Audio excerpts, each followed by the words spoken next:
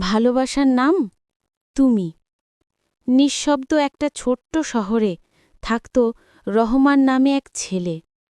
শান্ত স্বভাব, একটু চুপচাপ, তবে মনটা ছিল ভীষণ পরিষ্কার।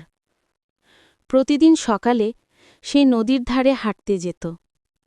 ঠিক সেখানে একদিন প্রথম দেখল মেয়েটিকে। নাম তার নাহিদা। নাহিদা নদীর ধারে বসেছিল, চুলের কিছুটা বাতাসে উড়ছিল, আর চোখে ছিল এক অদ্ভুত গভীরতা। রহমান সেই মুহূর্তে থেমে গেল।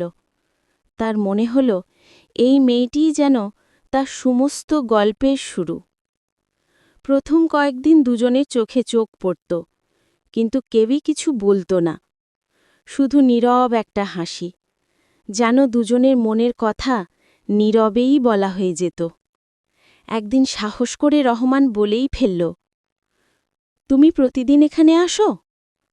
নাহিদ একটু লজ্জা পেয়ে মাথা নাড়ল।